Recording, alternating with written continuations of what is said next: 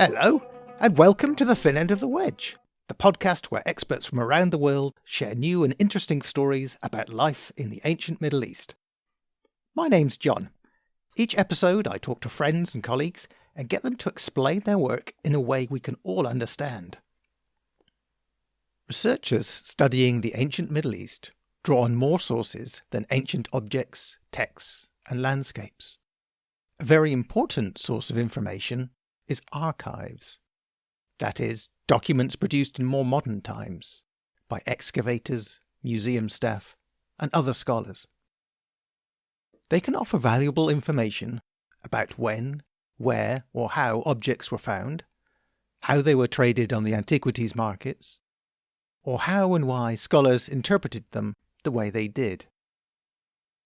One of the most important figures from the early days of Assyriology is a Victorian explorer called Austen Henry Layard. He left behind a rich body of notes and letters. They shed light on pioneering excavations in the capitals of ancient Assyria and his subsequent publications of them, as well as his continued involvement in archaeology once he had taken up a life in politics. Our guest is a historian who has worked for many years on various archives relating to Layard. She explains what survives and why it's so important for us to study these modern documents. So get yourself a cup of tea, make yourself comfortable, and let's meet today's guest.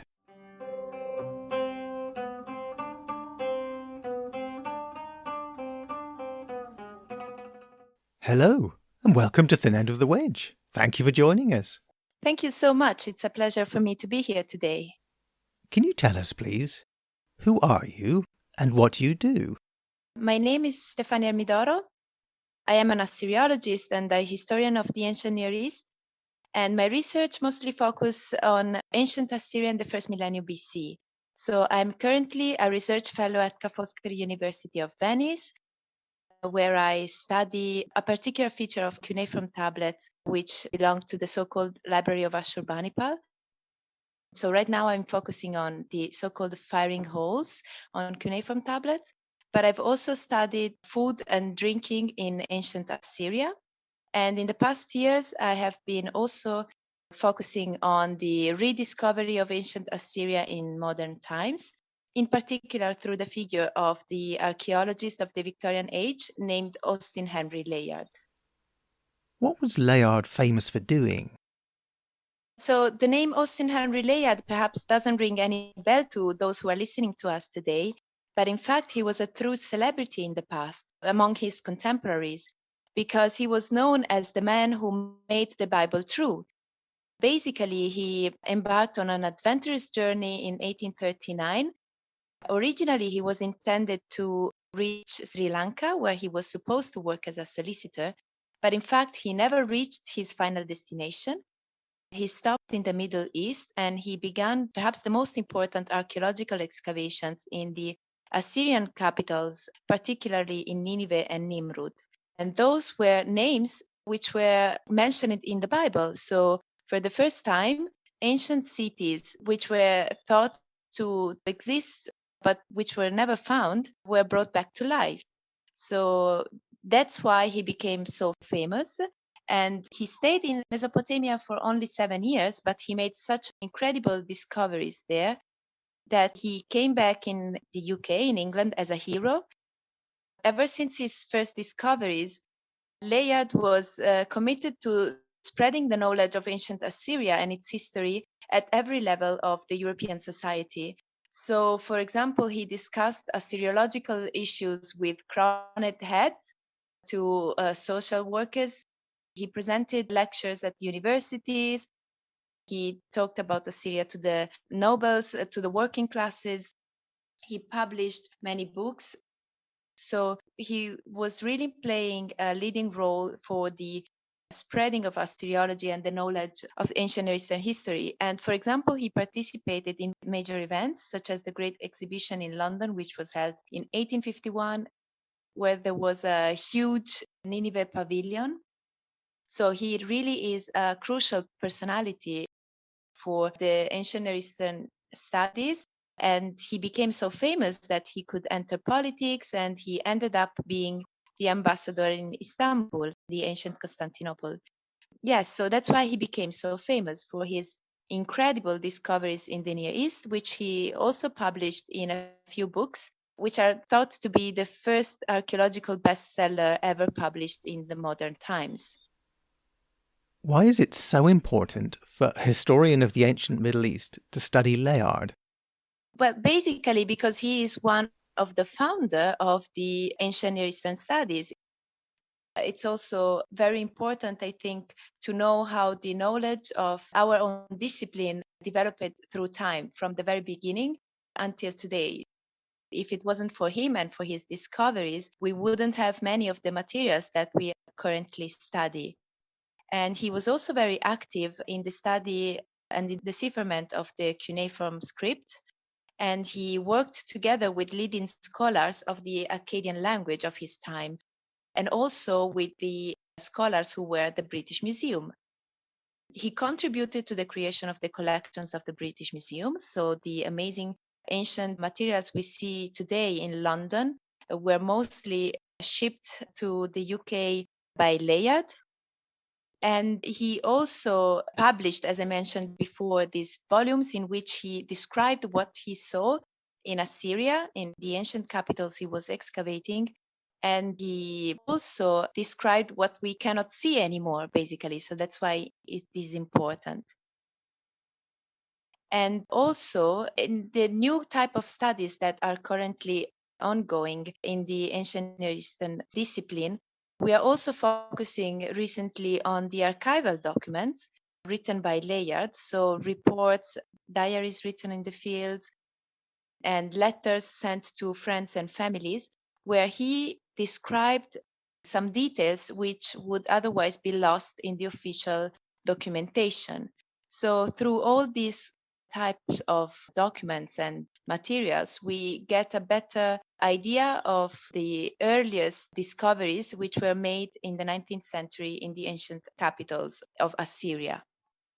So the history of ancient Near Eastern studies, it's a brand new discipline, but it's already revealing very interesting details also for us today. You mentioned there that Layard was connected to the decipherment of cuneiform.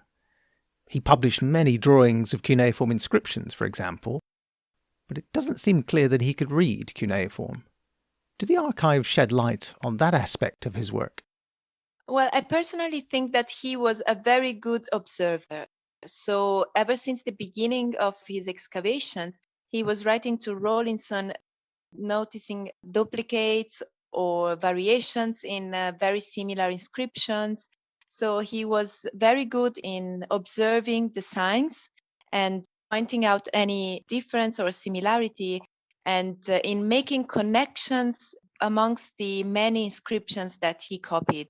So he noticed it, for example, when some formulas were recurrent even in different inscriptions. He had a very good memory. But in terms of being able to read, well, he didn't make any discovery by himself. He was basically following either Rawlinson or Hinks. At least that's my opinion. And he was discussing their discoveries, but he never made a discovery about cuneiform decipherment by himself. That's my opinion. But again, his help was crucial for the two scholars, both for Rawlinson and Hinks, because he was the one who could provide them the materials and discuss with them while he was in the field, so they could ask him to find something new for them, and he would do that for sure. What sources do we have that help us learn about Layard's activities? Surely Layard was a prolific writer. So if we look at what he wrote, besides 3 major books, there were many articles, pamphlets, reports, letters, and literally thousands of letters are kept today in London. In fact, when he died, his wife bequeathed all these materials to the British Museum. And later, all these papers, which are known today as the Layard papers, are kept in the British Library in London. And these are extremely interesting. And in fact, despite the fact that many scholars are reading them, there are still hundreds of letters which are unread. So still many information to be discovered. are waiting for us in London. And in my opinion, these manuscripts are a real treasure because there is always something new to learn. And besides this, there are many more smaller archives, smaller only in terms of quantity, not in terms of how interesting they are. For example, I have studied an archive in Newcastle, which was unknown until 2016. And these minor archives are very interesting because they often have a more personal character. They are less official, and they give us the idea of how Layard really was, what he really thought, and what he really did, in fact, because there are a few details that were lost in the official documentation. What information do we learn from these sources?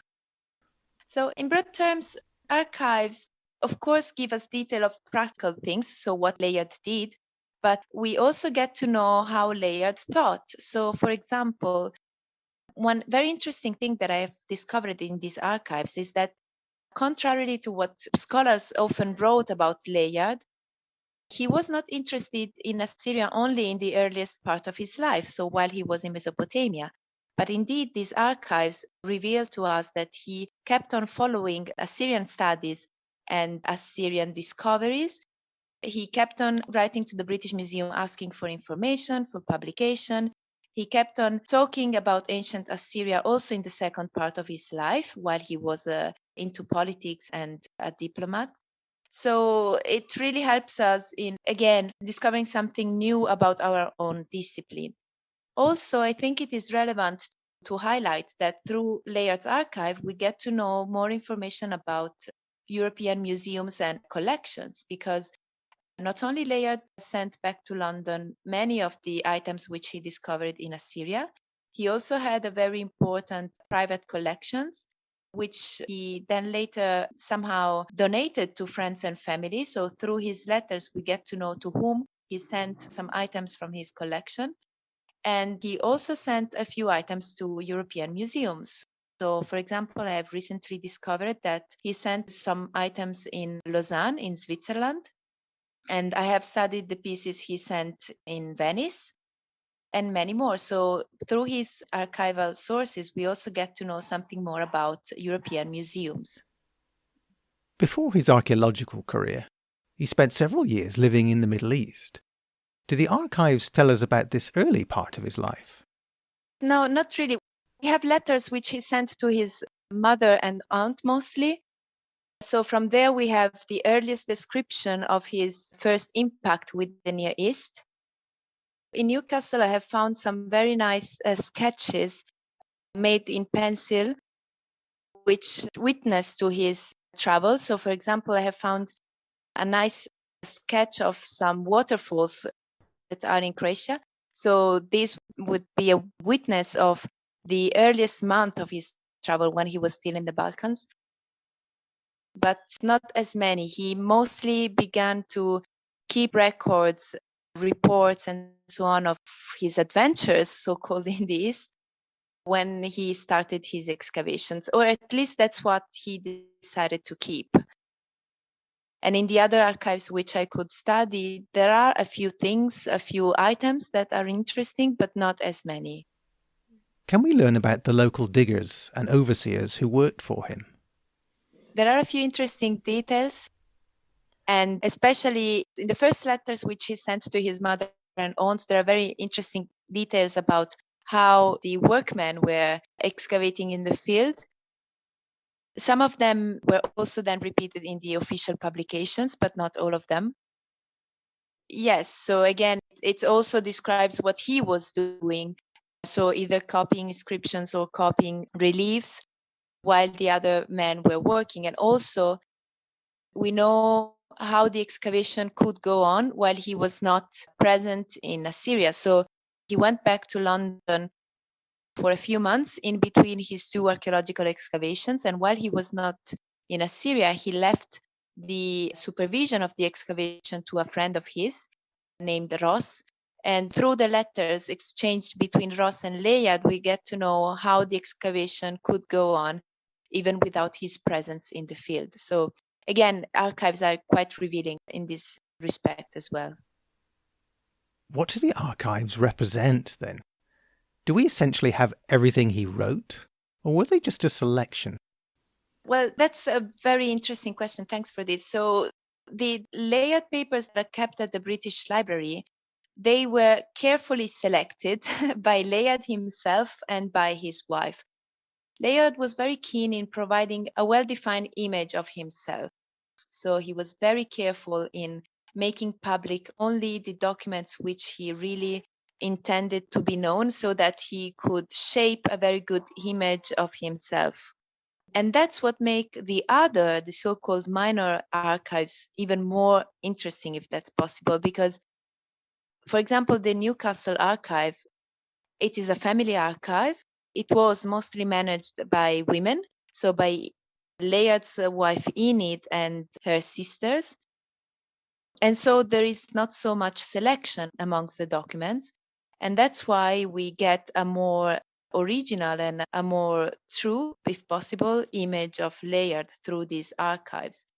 Many of these archives belong to Layard's friends, and they kept all the letters from Layard. So in these other archives, there is no selection, but in the main archives kept in the British Library and also the few documents that are in the British Museum, they were indeed selected carefully by Layard and Enid, that's for sure.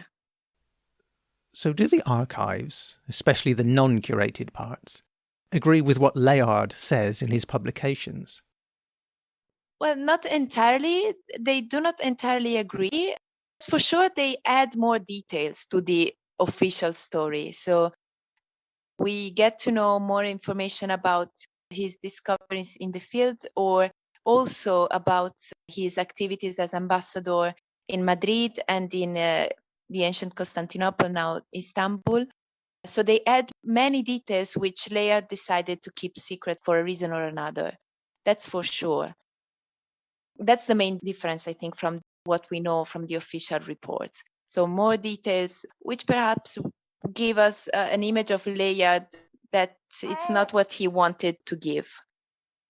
And at times, yes, they also give us a different story from the official one. So what he writes in the book doesn't always correspond to the truth. And that we get to know, especially from his letters sent to his family and friends from the field. Can you give an example of what you mean?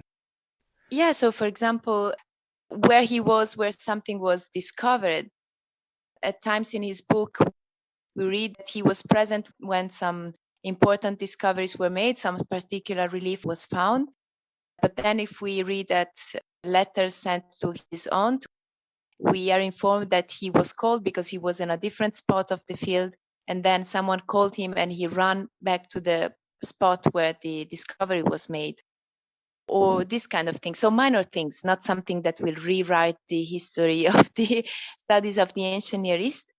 But still, that confirms the fact that he wanted to present himself as a self-made man who made amazing discoveries all by himself. So sometimes he attributed to himself discoveries which in fact were made by someone else. You're working on a book on the Layard archives, aren't you? Could you tell us something about that, please? Yes, of course. So as I mentioned before, I have studied a still unknown and unpublished archive, which is kept in Newcastle University in UK. And that gave me the opportunity to study also other so-called minor archives from Layard, which were never published. And the interesting thing of these documents is that they give us a more genuine, a more original image of Austen Henry Layard than the one which is known through his official biographies.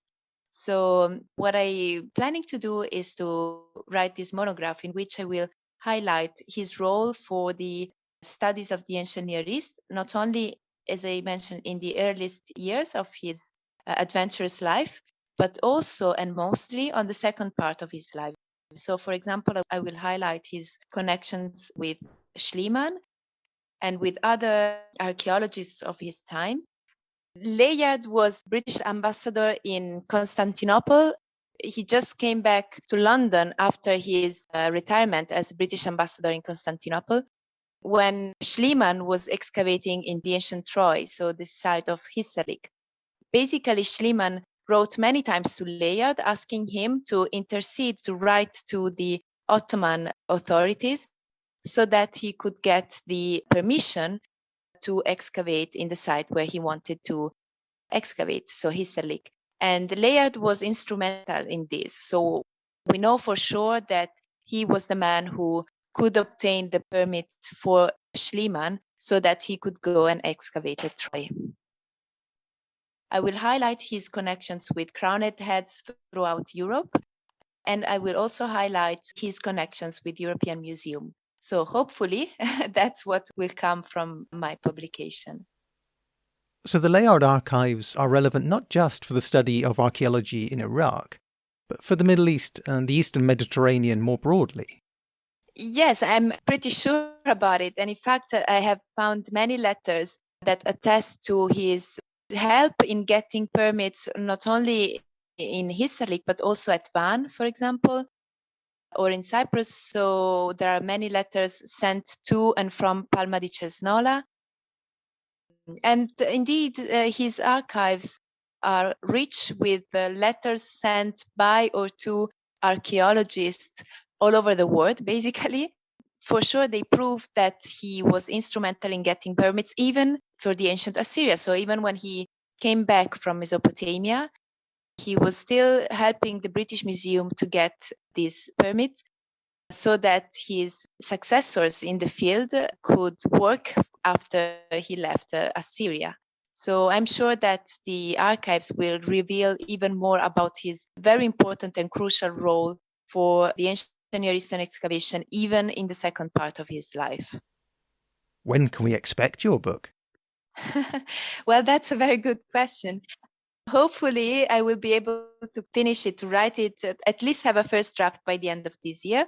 I was hoping even before, let's say the autumn, but yeah, it will depend. But hopefully by the end of 2021, a first draft will be submitted. So fingers crossed. How can we follow your work otherwise?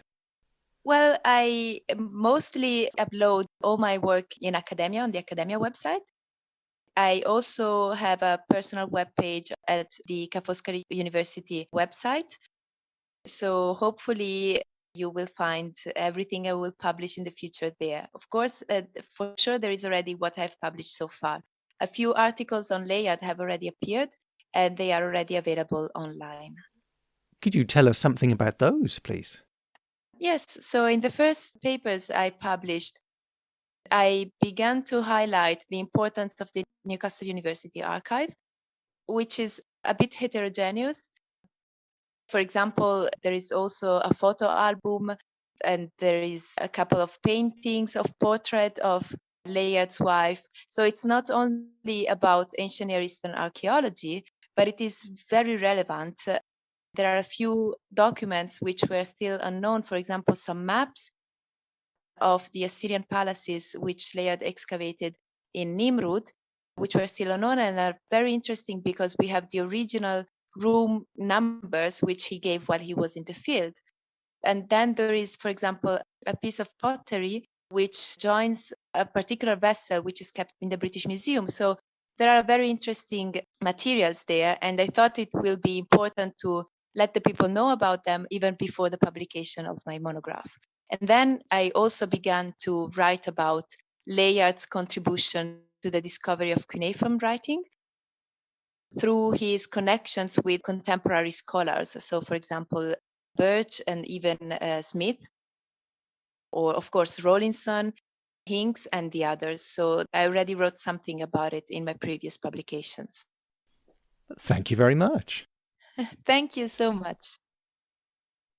I'd also like to thank our patrons, Tyler Russell, Enrique Jimenez, Jana Matuszak, Nancy Hycock, JC, Runa Rattenborg, Woodthrush, Elisa Rosberger, Mark Whedon, Geordie Mon Companies, Thomas Bolin, Joan Porter McGeever, John McGuinness, Andrew George, Yelena Rokic, Michael Katsevman, Mend Mariwani, Catherine Topper, Zach Rubin, Sabina Franca, Sophus Helle, Shai Gordon, Aaron Max, Jonathan Sturkle, Maria Sere, Jafar Jothri, Morgan Haidt, Chikako Watanabe, Mark McElwain, Heather Baker, Sukanya Ramanujan, Laura Battini, Jonathan Blanchard-Smith, as well as those who prefer to remain anonymous. I really appreciate your support. It makes a big difference. Every penny received has contributed towards translations. Thanks, of course, to the lovely people who have worked on the translations on a voluntary basis or for well below the market rate. For Arabic, thanks in particular to Zainab Mizyudawi, as well as Lina Mirciad and May Alasil. For Turkish, thank you to Penar Durgun and Nesrin Akan. Thin End of the Wedge is still young, but I want to reach a sustainable level where translators are given proper compensation for their hard work. And thank you for listening to Thin End of the Wedge. If you enjoy what we do, and you'd like to help make these podcasts available in Middle Eastern languages, please consider joining our Patreon family. You can find us at patreon.com/wedgepod. You can also support us in other ways. Simply subscribe to the podcast. Leave us a 5-star review on iTunes or your podcatcher of choice. Recommend us to your friends. Follow us on Twitter @wedge_pod. If you want the latest podcast news, you can sign up for our newsletter. You can find all the links in the show notes and on our website at wedgepod.org. wedgepod.org. Thanks, and I hope you'll join us next time.